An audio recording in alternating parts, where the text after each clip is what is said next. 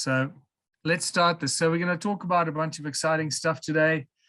What my favorite part of this session is the particle physics for dummies and the particle physics agenda, and how we've been lied to about the entire quantum field, quantum mechanics, particle physics, atoms, electrons, and all of that. It's the same story over and over again. Everything we get taught in mainstream education, it's not 100% a lie, but it is a giant lie that's threaded around a golden thread of truth. So yes, atoms exist, but they don't look anything like what they tell us. Yes, electrons exist, but they don't look anything like what they tell us. And they don't work anyway the way they describe to us and the way we assume and calculate how they work. Keeping in mind, always remind ourselves that mathematics is a form of black magic, right? So with maths, you can calculate anything. You can prove that 1 and 1 is 0. So you've seen all those weird calculations that people do. So just remind ourselves all the time that we got to relearn and just keep our minds open to new knowledge and new information at every step of the way, because we're so deeply covered or drowning in disinformation and miseducation. All right, so let's get going. Before we start, I've been threatening that before we start, I will give an overview. If the slide will change, there's a little delay there. What's happening? Okay, good. So I promised that I would quickly go over what is happening with this One Small Town initiative, because that is completely and utterly consumed my life and has taken over my life, and pretty much 12 to 14 hours of every day at the moment is consumed by the launch and the implementation of the One Small Town initiative in Lebanon and in South Africa. So this is a huge achievement, obviously, personally for me and many people that have walked this talk and walked this path with me for many, many years. Personally, I've been doing this since 2005, talking about a new social structure, a new way of coexisting, a new way of creating abundance and so forth. And so now finally, after all these years, and after pretty much giving up 2 years ago, and sort of midway through 2020, I literally gave up on the whole One Small Town Ubuntu philosophy because it was just getting too hard to keep pushing it forward. And then something happened. A little miracle occurred out of somewhere that gave me a little spark and forced me or pushed me to carry on. And here we are 2 years later, and we now have the first 2 small towns in Lebanon and in South Africa. This is a huge achievement. There's so much excitement from the mayors in Lebanon, from a beautiful town of Ras El Matan, a historic town. Remember, Lebanon is the land of the Phoenicians, the incredible ruins. There's just incredible ancient ruins across Lebanon. The most famous one probably being Baalbek, those incredible, large, giant, possibly the largest carved blocks of rock anywhere, discovered anywhere on earth in ancient ruins, all in Lebanon. And so we got a huge opportunity there in a town of about 10,000 people called Ras El Matan. The mayor is absolutely on board, totally excited. We have full commitment. The Lebanese ambassador for One Small Town, Fayez Mukarrem, is doing a fantastic job uniting the people, getting everybody on the same page, identifying the businesses, and so forth. And in South Africa, it is a slightly bigger ordeal, because here we have an entire district municipality with 3 towns, of which Kuruman is the largest and the most significant one, and with a population of about close to 300,000 people. So here we have the local district municipality, which is the executive mayor, and the 3 mayors below her that have all embraced the One Small Town philosophy. They absolutely love it. They've made it theirs. So when they speak about it in their council sessions or to the media or anyway, they talk about it as if it's their idea. And that is just so incredible to see, because, you know, for so many years, it's an idea that I've been trying to rub off on other people. And so many people bought into it, but the mayors that need to start this process have taken a long time. And it's also now through a string of divine intervention. I'm completely and utterly convinced that all the other towns and all the other mayors, and there must have been probably 20 mayors that I've seen across the world, from Canada to the USA to Australia, Zimbabwe, Botswana, South Africa, Swaziland, even Namibia, all of the mayors that we have engaged with, even Brazil, yeah, I remember now, and the UK as well. So all the mayors that we've engaged with that turned out not to go with it was divine intervention, because Spirit was saving us, I believe, for what's happening here in Lebanon and especially in South Africa. Because the town of Kuruman, South Africa is truly a divine place. It's an incredibly special place. It is the source of the purest water in all of South Africa. There are about 20 of these freshwater springs that come out everywhere. Although it's in the semi-desert area, there are 20 of these beautiful, pure water that comes out of the earth. It is also the home of Baba Credo Mutwa, where he lived just before, when he died. He lived in Kuruman, and that's where I met with Baba Credo Mutwa for the first time in 2008, and a few times after that. So it's quite a big deal. And the whole area comprises of 27,000 square kilometers.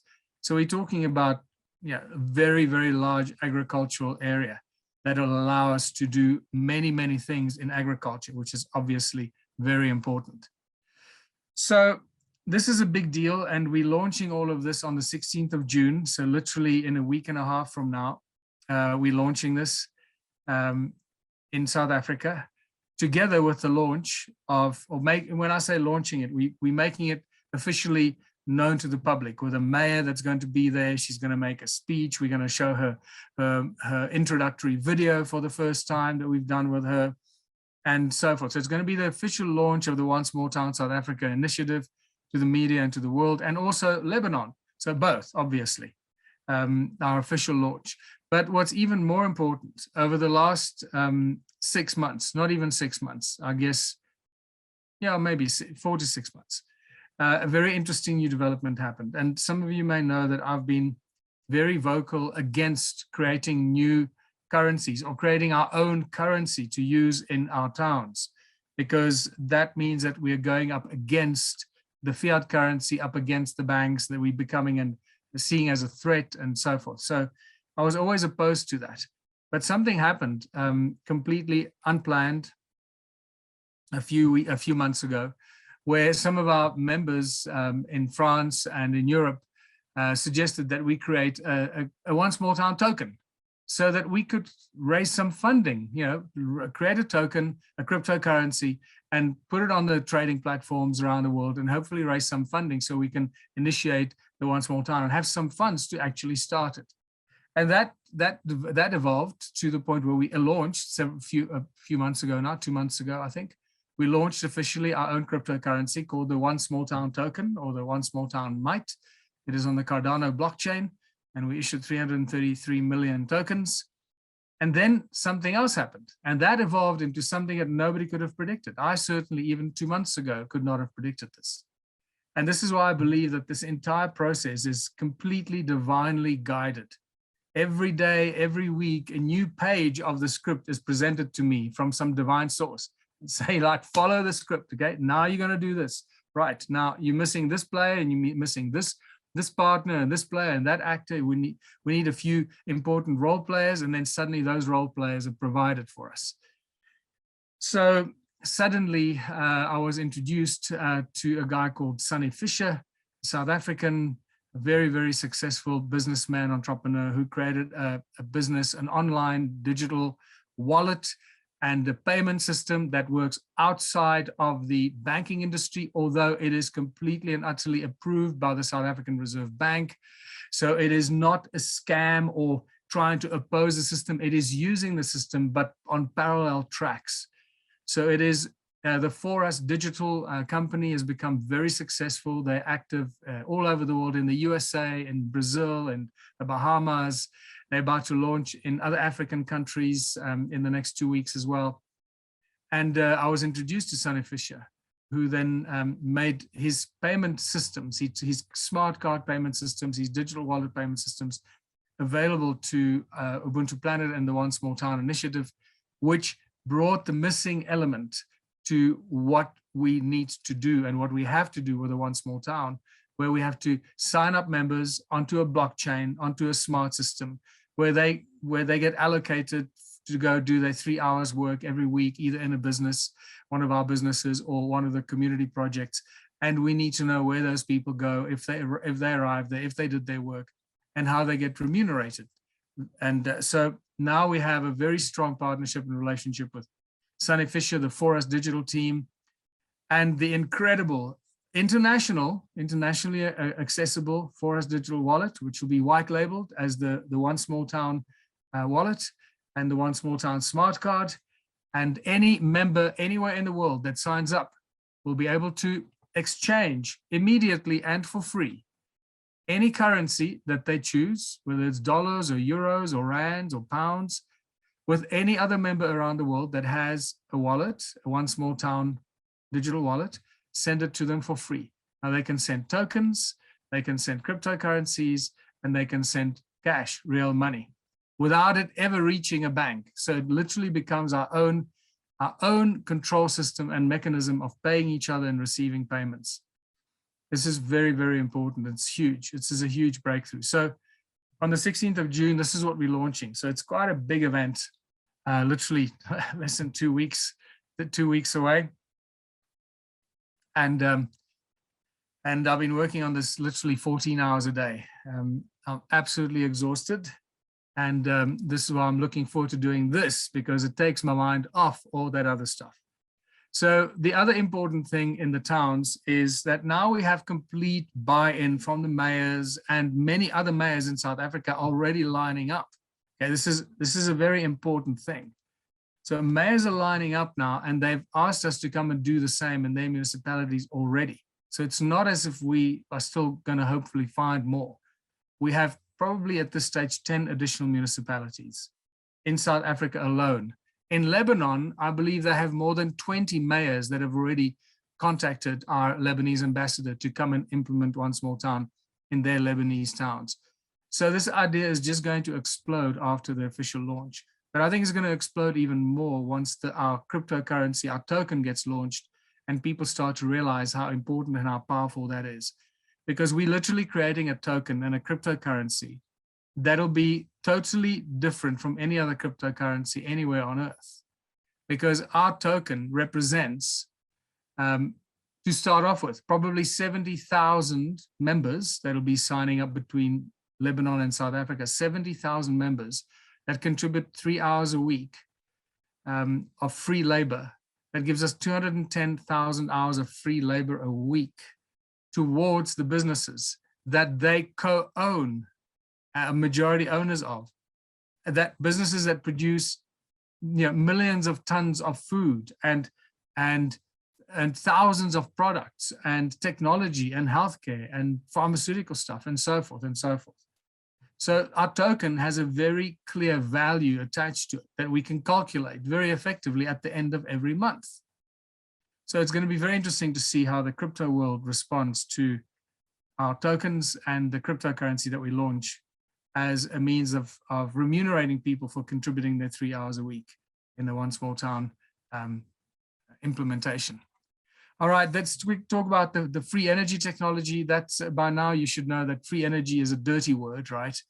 So many scam artists in that field, and so many people that think they have an answer, but they don't really. They have some ideas, and then there are the real guys that actually have solutions. Unfortunately, those guys have all been bought up, paid off, or threatened, or they're just too scared to come forward.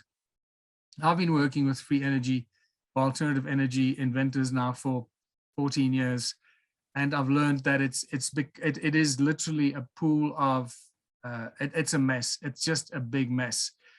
We have free energy technology, so we're not even discussing it. To fund free energy technology is virtually impossible, and that we had to learn this the hard way, like everything else in the 17-year-long journey. We had to learn it the hard way. to try and find funding for our own technology. And that's when you realize that whoever wants to fund you, first of all, they want the majority of the shares. They want to own 80% of everything.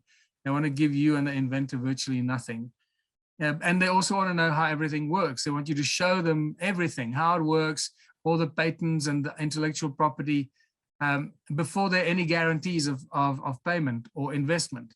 And that is obviously not a good situation for any inventor.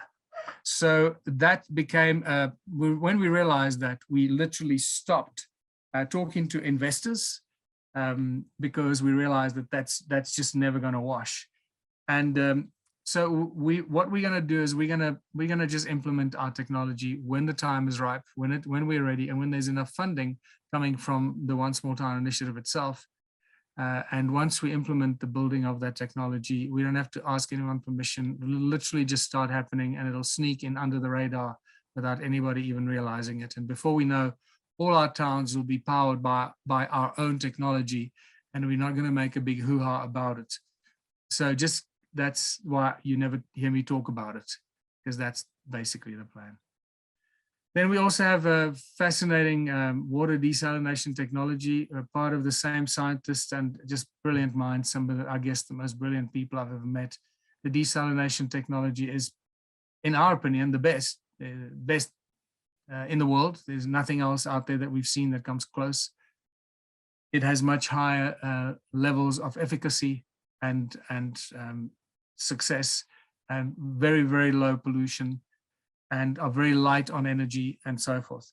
And not only do they desalinate water, but they structure the water. They don't destroy the water. They actually create structured, energized water, which is even better. So we have everything ready and ready to launch One Small Town, South Africa and Lebanon, and it's about to break. So watch this space. The healing technology obviously is spectacular. The people that we've met over the years, whether they are so-called med beds or other frequency vibrational healing technology, and others, there's also there's so many other treatments as well that have suddenly surfaced that are all extremely exciting. For example, the spinal surgery hospital that we're going to be putting into Kuruman, most likely. Spinal surgery that is so advanced, it makes quadriplegics walk. And I know, yes, that's what I said. It makes quadriplegics walk. It's just spectacular what we as humanity have achieved, what we can do, and how many brilliant people there are out there. So to finish off, I guess I don't want to labor too much more time on this, but to finish off here is we're the One Small Town platform is literally a canvas for inventors, artists, scientists, engineers, anyone who has anything that is spectacular that can help humanity, whether it's an invention or a method or whatever. That it's a canvas for those people to come and express those talents and those inventions, not getting ripped off, getting their pound of flesh for their brilliance, and feel respected and honored for their inventions and their contributions, not just to that community, but obviously to the rest of the world and the other communities that we're going to be initiating all over. So finally, one of the most exciting things that has happened in the One Small Town initiative now is the new way that we're going to approach art and culture. And with the advent of NFTs and the fact that the NFT, the digital right ownership and sales, has become such a huge market, it is just such an obvious thing for us to do. Small towns obviously have no place for artists to display their work. Well, that's certainly the case for Africa and many third world countries. All third world countries. If you live in a small town, you're a painter or a sculptor or an artist of any kind, there is nowhere for you to display your work, to be seen, to be recognized, to promote and sell your work. So one of the first things we're doing in every small town as we launch it is to create a huge art gallery or a whole artistic center, like almost a suburb, with an art gallery, spaces where people can come and learn all forms of art from teachers that we put in place, a theater and a music venue, rehearsal rooms for music, music studio for production, and everything to do with artistic skills and talents and so forth. But the center of it is a huge art gallery. Think of it like a Walmart, because we're going to have hundreds of artists that are going to be bringing their art to us that don't have any way to display it. And now, because of the advent of NFTs, what we will do then is we'll do proper marketing and PR, make a beautiful design, a beautiful warehouse with beautiful beautiful art gallery, as spectacular as we can make it, and then display the art as beautifully as we can. And then every month we have a live online auction of the art pieces. And because we now are logged into the blockchain of our cryptocurrency tokens, the Once More Town tokens, every sale of every item will actually be registered on the blockchain. And the buyer of that piece of art, the work of art, it can also be a piece of music or even a movie or whatever. You're buying the physical right, the rights to that art, the digital rights, almost like a publisher owns the rights to publishing a piece of music or a movie. And in this case, if it's a piece of art like a sculpture or a painting, which is literally going to change the way the art world operates, I believe, and we're all very confident about. So when the work of art is sold, the buyer buys the physical art and the digital rights, the NFT. And the art piece remains in that museum. It doesn't get moved. It can get moved around the world on exhibitions and so forth, but it'll always come back to its place where it comes from, the original town, that one small town where that artist lives and made that beautiful work of art. Now, this is how we're going to find new, master craftsmen, master artists, and so forth. But one important thing that's going to change here. First of all, when that art piece is sold, the artist gets the majority of the money, 60%, and the rest goes to the museum and to royalties and expenses, but the artist gets 60%. Now, that all gets logged on the blockchain. Now, every time somebody wants to buy that piece of art, if it's available for sale, that piece of art will remain available for sale. That's part of the agreement, so that you can sell it to a higher bidder. But every time it's resold, what's really important is that the sculptor or the artist gets a 10% royalty from that resale. Now, this has never happened before, but we cannot do it because of the fact that it's registered on the blockchain. All the details are registered, and we have an auction every month, and the works of art are available for offers all the time. So anyone can go online and make an offer to the owner to say, okay, you paid $1 million for this, I'm offering you $2 million. And the guy will say, fantastic, I'll take it. And that means the artist gets 10%. So this way, painters and sculptors that have never really benefited from their labor and their passion and their works of art will now continually benefit from the resale of their art, the way that musicians get royalties and authors get royalties from the sale of their books. This, I believe, will change the world of art. And I think that the One Small Town art galleries are going to become highly sought after places of destinations, and also great tourism attractions. Because once we have one major piece of art in that gallery that's sold for a few million, suddenly, tourists will want to see that and want to see all the rest of the art on display, which will be spectacular. Because, every town has just so much creative art and so many creative people, but there's never a platform to show off their skills and their works. All right, so that's a quick introduction. 16th of June, big day for us here. Let's move on to the rest of this wonderful discussion today. Let's kick off again with the obvious, right? Let me just remind you, if you've not yet caught on to this, the fact that we live in an electromagnetic universe. That's what they tell us all over and over and over again. And again, just remind ourselves, even in that, there's a subtle deception, because that's not the sequence of events in the sequence of creation.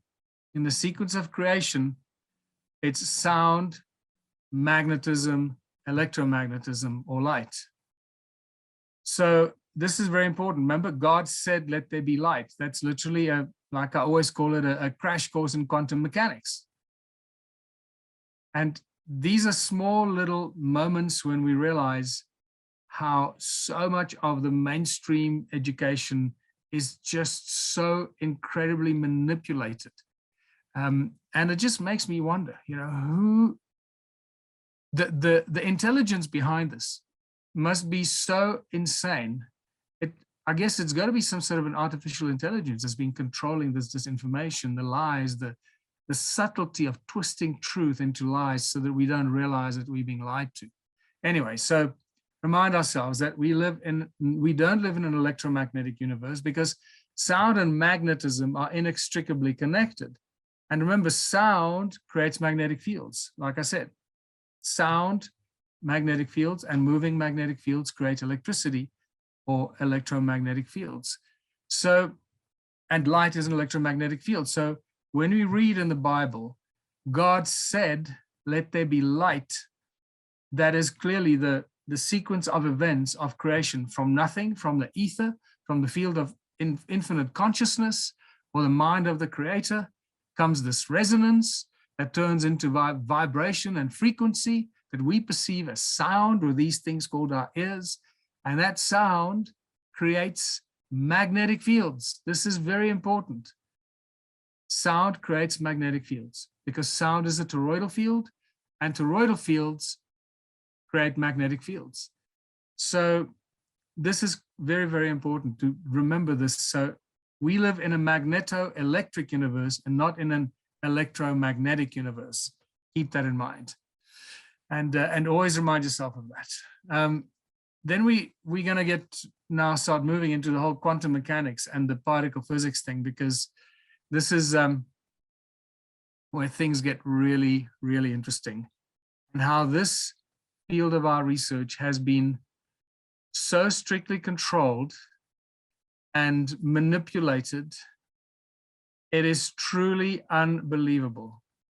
So what we know, and what even mainstream science and mainstream physics always say this, they have this amazing expression. They say that everything we believe to be true about the nature of reality around us changes at the subatomic level. So it pretty much destroys all rational thoughts about Newtonian physics or the nature of reality in the visible world, in the physical visible world. Everything that we think is real breaks down and actually shows something contrary to a physical world in the quantum world. And that's what makes it so incredibly interesting.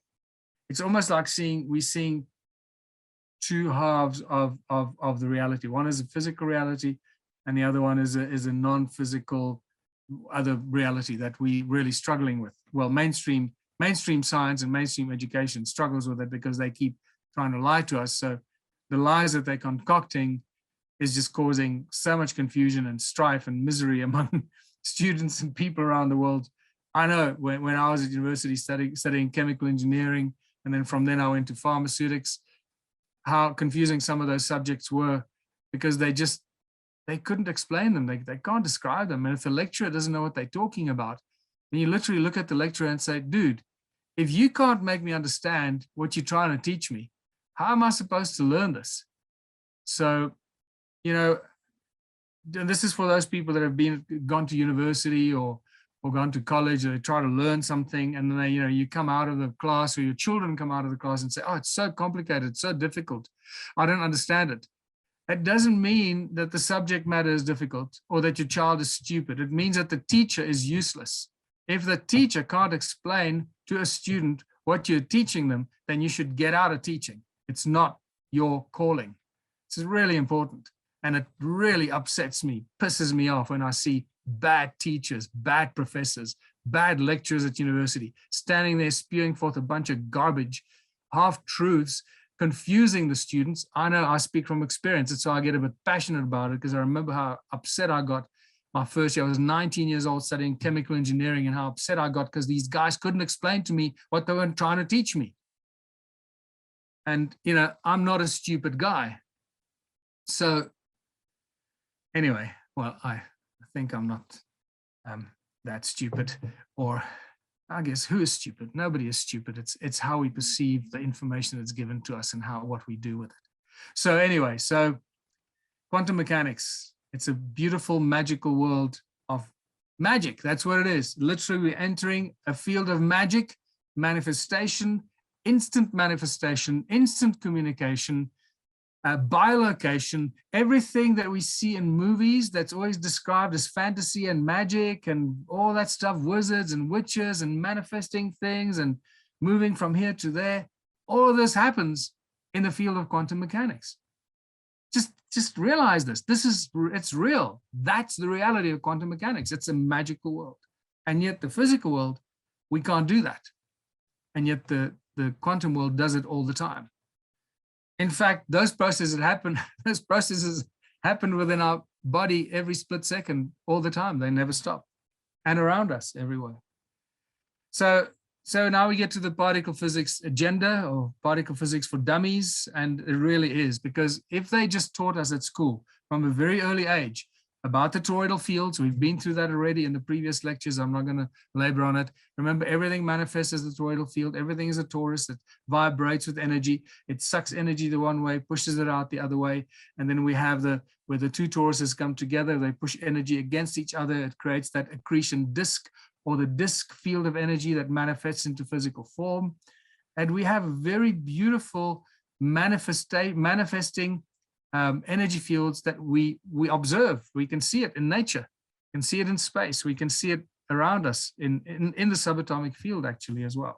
So let's get into the particle physics for dummies. First of all, before we even get in there, I want to talk about just a quick thing about gravity. Remember the four main forces, you know, oh my God, now I'm the four main forces, gravity being the one most misunderstood. You see, this is where my seventh day of being without solid food kicks in. Your brain lets you down for a split second there. So gravity remains the most misunderstood and mysterious force, right? So Martin Rees, the famous royal astronomer in England, this is what he has to say. He calls it the long path to gravity. This is a lecture that he did, I think. What causes gravity and mass? These questions still baffle all of us. Rather than the end of science being nigh, we are still near the beginning of the cosmic quest, trying to figure out what the hell gravity is. So gravity takes us on a very interesting journey, because we all experience it, we all know gravity. So it's a force that we can't escape until, well, we believe we escape it when we go to space. So, but down here, it's ever present, you know, we feel when we fall and so forth. But if we just look at light, since light is an electromagnetic phenomenon, if we just look at light and follow the path of light. So first of all, light in its own is invisible.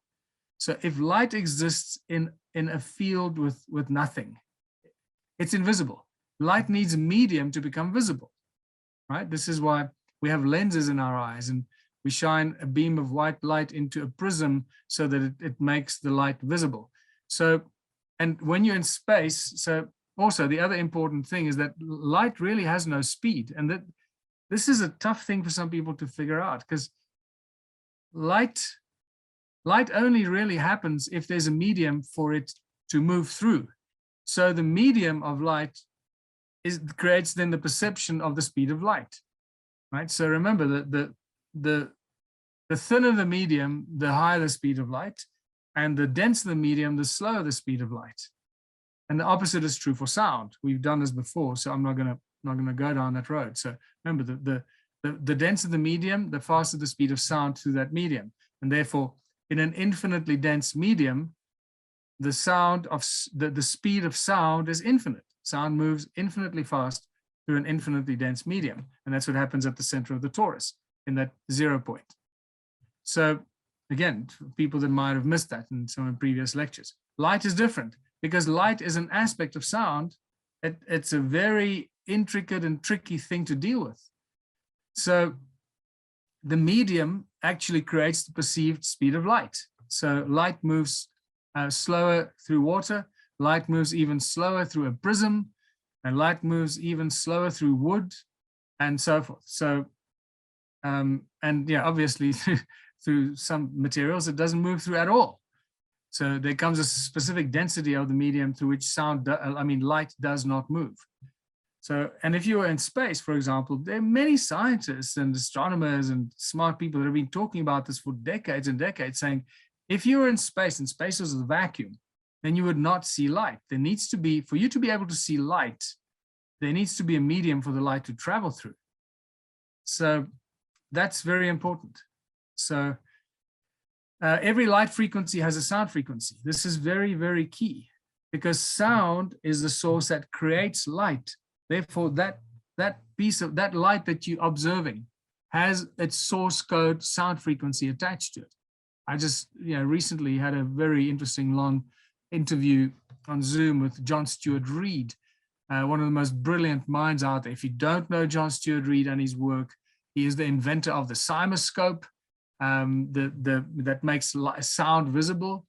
The cyma plate and the cymoscope that you can sing into, and it shows you what your sound, your voice actually looks like in 3D as a cymatic shape and a cymatic pattern. So I was talking to John and he was explaining to me how light manifests from sound. And he's got such a beautiful way of describing it that every school, every university should be teaching, right? So we start our education process from a sound and solid foundation of true knowledge and not lies and deceptions or half-truths or guesses. Most of the time it's theories and hypotheses and guesses. That's basically what many of those things are, based on ill-found data, wrong measurements, completely incorrect assumptions of the source of something, and so forth and so forth. So John Stuart Reid, check him out, go to his website, Cymoscope, I think it's cymoscope.com is his website. So remember, sound is a toroidal and scalar energy. It moves infinitely faster than light.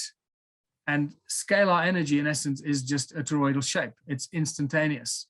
So everything you say, everything you think has instantly a little torus around it. It's a sound frequency that creates a torus. And at the center of that torus, that vibration of your thought that created that little torus goes into the center, that 0 point of the density. That means it enters the infinite universal density of the universal consciousness, or the source of creation, out of which all these sound frequencies manifest. And therefore you've entered that quantum field where everything is instantly knowable and visible and to everybody else. So everyone across all space and time should be able to read your mind or communicate with you instantaneously, simply through the structure of the nature of reality and the integral fractal toroidal field that we find ourselves in, our universe. Okay, so let's carry on. Scalar energy, I mentioned the word scalar. If you have not heard that word before, if you had not heard that word before, 7 days without food. If you have not heard that word before, let me just remind you, scalar energy is one of the most studied fields or kinds of types of energy. It's a word thrown around and people often use it to try and impress other people. So they don't really know what it means, but they say, oh, scalar technology. But if you ask them what scalar technology is, they don't really know. They can't explain it. And this is the problem most of the time, right? Most of the time. So scalar energy means scale as in musical scales, harmonic resonance, harmonic resonant energy, scalar energy, which really means it's vibrating.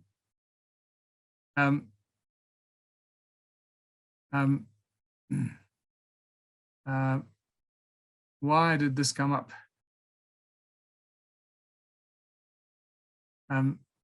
That was bizarre. So it means that where was I? I was totally distracted there. it means scalar energy. It means it's resonant harmonic frequencies. That's all it is. Okay, and again, most people just that's not what they teach. They don't really teach that, I guess. But it is probably the most studied field of science and energy in the world today, scalar energy. So let's carry on to the next thought. So the simple conclusion from those statements there and from those things that we've done there is, the simple conclusion is that if gravity bends light, and we know that gravity bends light because we observe it. These are great tricks that you do. We observe that in space. If what we're looking at is in fact true, who knows at this stage, but we observe it in space, and we can show how gravity bends light. So if light is electromagnetic, that means gravity must also be an electromagnetic field or electromagnetic effect to have an effect on the light. Otherwise, it would have no effect on the light. So basically, we can solve the problem about what gravity is very quickly. Gravity is an electromagnetic effect. And if it's an electromagnetic effect, it's a magnetic effect, which means it's a toroidal field, a toroidal effect. And gravity is therefore generated by the toroidal field and the spin of a toroidal field that generates its own gravity. And we know very well from studies in the 20s already in Russia, how toroidal fields or vortex fields or torsion fields, how they were described. Also remember that sometimes people call them vortex fields and torsion fields and so forth. These are all just different words for toroidal fields. And this has been studied extensively to show and demonstrate how toroidal fields and torsion fields have an effect on gravity and how they create anti-gravity situation or instances of anti-gravity. So all of this always comes back to toroidal fields, everything. And this is why it's so important that from bloody grade 1, when we go to school, we should start learning these things. And you think that those children are too young to learn that? They love this stuff. You know, I've been lecturing these things for 14 years around the world and in my museum and doing tours to the ancient sites. And people have brought their children of all ages from, 6, 7 years old, 10 years old. And the children just love this.